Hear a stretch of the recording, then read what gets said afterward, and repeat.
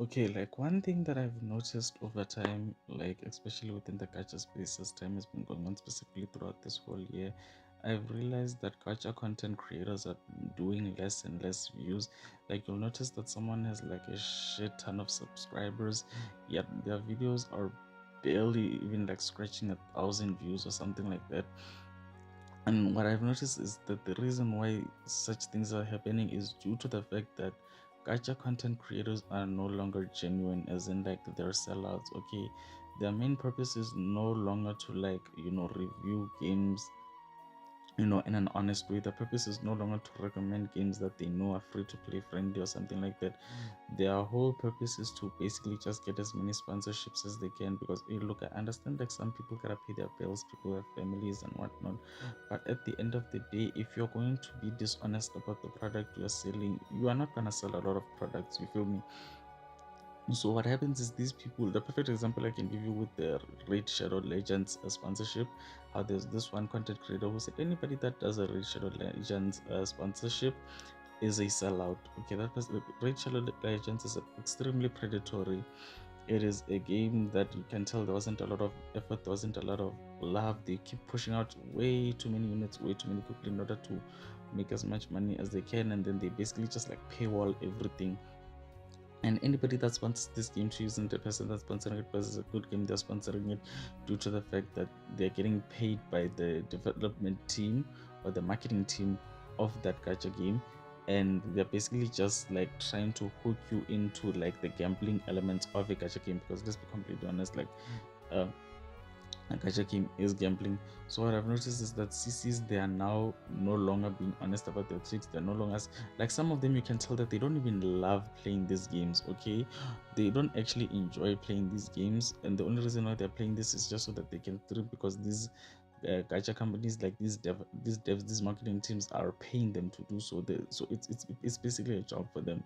You can tell that it's not genuine, they're not enthusiastic, they're not happy to do this, and they're just selling out. And a lot of us as people, we can see that, and that's why we just stop watching gacha content like throughout, or either we just stop playing gacha games, because we realize that these people are not trying to recommend these games because it's a shared hobby. They're trying to recommend so that they can make money off of us. They're trying to like they're working together with these gacha companies in order to milk us dry of money. And like that is just sad, because the fact that you as a CC, instead of prioritizing like your core fan base, prioritizing what they can afford, prioritizing like what they are looking for within a game, you're only prioritizing your wallet. And once you're doing that, you're throwing all morality out the window, you're throwing out all integrity out the window, and the only thing that matters to you is lighting up your own pockets. And what happens is, when a lot of people, when they come out and we call out these content creators, a perfect example is with people like Gacha Smash or like someone like Loki Gacha.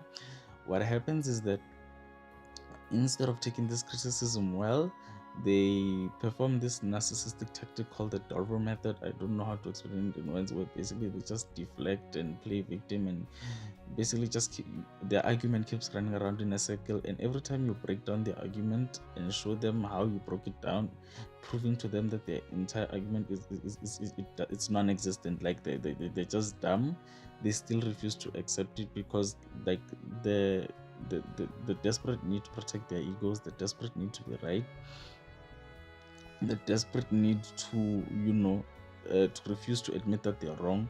Like it's like they're trying to protect this agenda that I am always right and one can tell me that I am wrong. And it's so sad to see. And what I find funny is that a lot of them will use tactics like saying, oh look, I have a lot more subscribers than you, or I have a lot more views than you, or I make more money than you, or hey, I'm older than you, or oh, I have kids, or hey, I'm in a marriage and whatnot. And it's like, bro, having a job doesn't make you smart. Even a person with Down syndrome has a job, or a person who's like mentally challenged, let's say like that, because I can use the R word, you know, and then they can get a job. Like even a person who is mentally challenged, or a person with Down syndrome can have a kid. Okay, even they can have millions of subscribers. Even they think, and they are like, on paper they're dumb. They're dumb as f. Okay, even dumb people grow old. Like this mentality that me having a lot of subscribers equals I'm smart, or me like having kids equals I'm smart, or me having me being married automatically equals I'm smart. Like me, the act of getting married doesn't turn you intelligent, it doesn't turn you wise. Like, and it's so sad to be seeing these content creators refusing to take blame for this, which honestly makes sense why Tectone doesn't want to come back to the space, because he realizes that holy shit, this is basically like the Christopher Columbus. I think it's called the Christopher Columbus era, where these new content creators, and what's funny is like these people are like in their 30s, their 40s, right? It's not even like yeah, okay, like there is some youngins, like people who are in like their 20s, some of them they're in their teens, who are shilling, who are grifting, who are selling out. But it's like people who are old as f, and it's like holy shit, bro. Like it's like a whole Christopher Columbus thing where they came into this space, people told them this is what it looks like, and they just said fuck it, no, this is what I want it to be,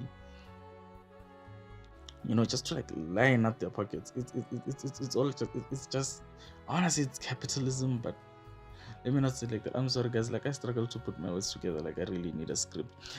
But the point is it be people who are old as fuck who shouldn't, like, who will claim, you know that they are so smart and that they know this genre, right? And it's like, my guy, if you're so smart and intelligent because you're old and whatnot, then why are you playing these games? Because a smart intelligent old person would know that this is a waste of time and a waste of money.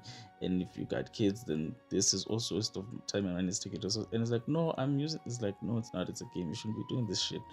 You get what I'm like? It's so sad to see like the excuses that they would come up with in order to protect the fact that they are glazing these devs, because that's just what it boils it down to. Like they're just like glazing these devs, and that's what these content creators do. Like they can't hold the devs accountable, because either the devs are lining up their pockets, or they are actually genuinely stupid and that they love these games. Because ladies and gentlemen, there are content creators who, like, they're not married, they don't have families, they're old as fuck, and this gacha game that they're playing is all they have. Like this is all they have, this is legitimately all they have. So they will glaze the f out of the developers if it means it keeps this game alive. They'll make content for it, like in order to keep it. It's sort of like how Saint Totas calls it, like the whole gacha tribalism. They're not defending this game because it's good, they're just defending it just to have a tribe, just to have a place where they feel like they belong, because they have nothing else to live for. And that is just sad. Because as a content creator with like a huge fan base, you are telling me that you are so desperate to have a group to fit in, that you will blatantly lie about the group that you're trying to fit into, or you blatantly lie to yourself to tell yourself like, no, this is a good place, this is amazing, or no, this game is free to play, this game caters to like a lot of people, when in reality it doesn't, bro. You are literally performing mental gymnastics. Like this is just fruit salad. This is word salad. Sorry, it's not fruit salad, it's word salad. Like the amount of like delusion you have to have in order to lie to yourself about what it really, like, the how can I say, the gacha game that you're trying to shill for, like how good it really is. Like the fact you have to lie to yourself so much in order to convince yourself that the game you're shilling for is really that good. It's so sad. It's so sad to watch, and it's painful to see that gacha games, like, obviously they're not gonna die out, but they are no longer, they're not gonna improve, because you can see that they're all following this blueprint of Hoyoverse, which is just create a problem, sell the solutions. And gacha content creators don't mind that whole system, because in their minds is, a, as long as I'm getting paid from the team, or a, as long as I have a group to fit into, a tribe to fit into, I don't care. And this is going to kill gacha games. Like gacha content creators, you guys are going to kill gacha games. You guys are going to ruin gacha games. It's painful. It is so painful.